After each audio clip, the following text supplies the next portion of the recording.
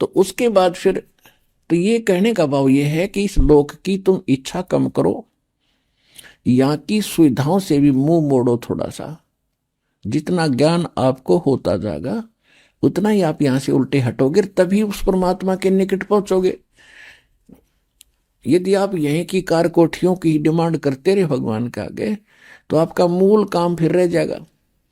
परमात्मा आपको वो वस्तुएं अवश्य देगा जो कलयुग में जरूरी है।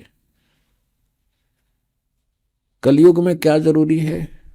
व्हीकल, जैसे मोटरसाइकिल है, कार है, या अन्य कोई सुविधाजनक कोई वैसे गाड़ी ठीक चलनी हो।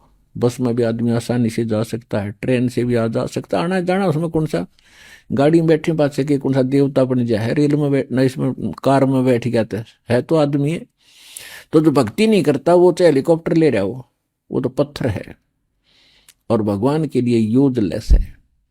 इसलिए परमात्मा कहते हैं, राम रटत निर्धन भलो, टूटी घर की छान, वो कंचन महल किस काम के, जहां भक्ति नहीं भगवान।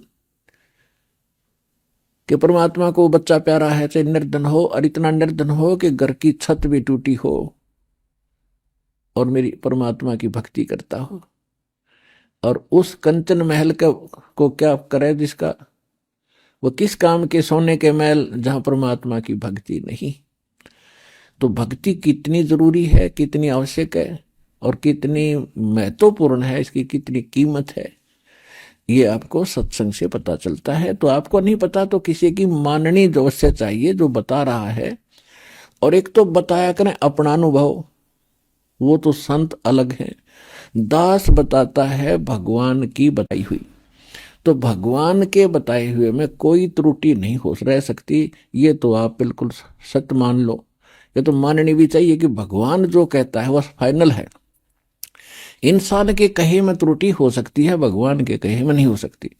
तो दास अपना नहीं बताता अनुभव, भगवान का बताया ही बताता है। और जो उन्होंने ज्ञान दिया वो आपको सुनाता हूं। और जिन महापुरुषों को भगवान सत्य वहां लेकर गए फिर वापस छोड़ा, उन्होंने जो ज्ञान दिया वो आपके रूबरू करता हूं कि उन्होंने भी ऐसा ही कहा है और परमात्मा ने स्वयं आकर भी यही बताया है।